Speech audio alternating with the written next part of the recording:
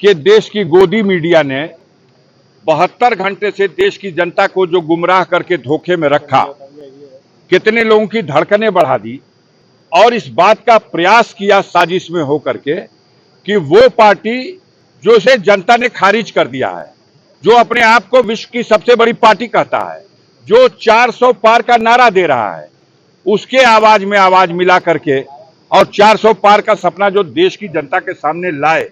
आज जनता का ये फैसला देखकर गाजीपुर की जीत अकेले कोई माने नहीं रखती।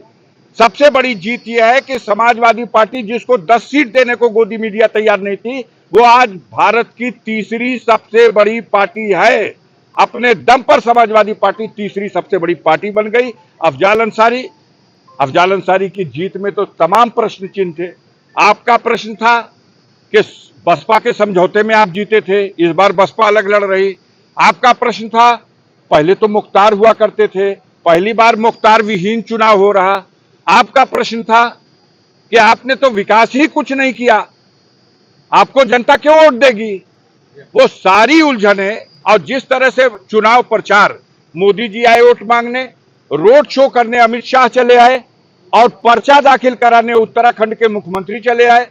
मध्य प्रदेश के मुख्यमंत्री ने आकर के जंगीपुर में वोट मांग लिया। योगी जी धर्मावतार बुलडोजर लेके अलग टहलते रहे।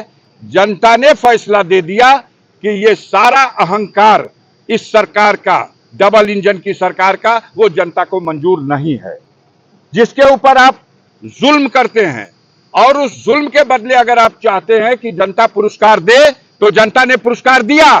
देश के पैमाने पे तो भाजपा हो सकता है 240 हो, लेकिन सबसे बड़े अहंकारी इस उत्तर प्रदेश में थे, जिनको यहां की जनता ने मिट्टी में मिला दिया, जिनकी राजनीति को मिट्टी में मिला दिया, आधी से भी नीचे कर दिया। इनको औकात सिमट गई है। और आज ही इस बात का संदेश इस गाजीपुर की जनता ने दे दिया है कि अगला निशाना उत्तर प्रदेश की कुर्सी, जहां माननीय अखिलेश यादव को अगले चुनाव में उस कुर्सी पर बैठाना है, यह फैसला जनता ने आज दे दिया। गाजीपुर का जनादेश आपको पहली बार के बाद रिकॉर्ड मतों से, क्या कहेंगे, क्या जनता को बोलेंगे? भाई 2019 में जीते थे 1,20,000 वोट से समथिंग, और इस बार जीते हैं 1.25 लाख वोट से।